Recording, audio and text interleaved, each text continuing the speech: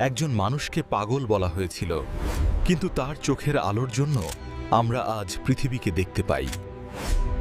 765 খ্রিস্টাব্দ, বাগদাদ, যেখানে জ্ঞান ছিল ইবাদত। এই শহরেই জন্ম নিলেন ইবনুল হাইসাম। শিশুবেলা থেকেই আলো তাকে ডাকত।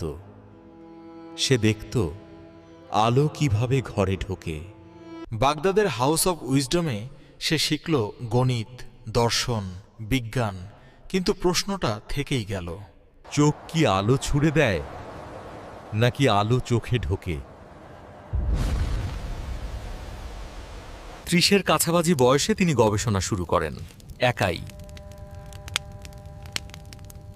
মানুষ হাসল, বলল, এ লোক পাগল।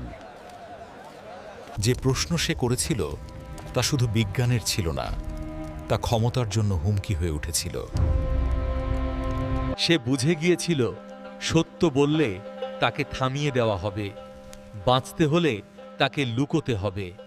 এই শহরে বুদ্ধিমান হওয়া বিপদ, আর পাগল হওয়া নিরাপদ। সে পাগল হওয়ার পথটাই বেছে নিল। একদিন ঘোষণা আসলো, ইবনুল হাইসাম আর সুস্থ নন। আর সেদিনই সে হারাল স্বাধীনতা।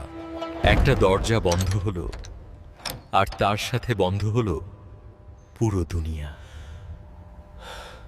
দিন আসে, দিন যায়, এই ঘরেই সে বাঁচে, এই ঘরেই সে ভাবে।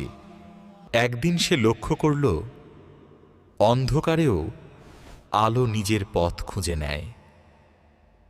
সে দেয়ালে ছোট একটা ছিদ্র করল, আর সেই ছোট ছিদ্রই ইতিহাসের দিক বদলে দিল। আলো ঢুকল, ছবি উল্টো হয়ে উঠল। আর সে বুঝে গেল, মানুষ এতদিন ভুল জানত। চোখ আলো ছোড়ে না, আলো চোখে ঢোকে। এই সত্যটাই সে প্রমাণ করল। বন্দিঘরেই সে লিখল তার গবেষণা। কারাগারই হয়ে উঠল তার পরীক্ষাগার। বছরের পর বছর পর দরজা খুলে গেল, কিন্তু তার চিন্তা তখন অনেক দূর এগিয়ে গেছে। ইউরোপে 600 বছর এই বই পড়ানো হয়েছে। আধুনিক অপটিক্সের ভিত্তি হয়ে উঠেছে এটি। একজন মানুষ অন্ধকারে বসে আলোর পথ খুঁড়েছিল।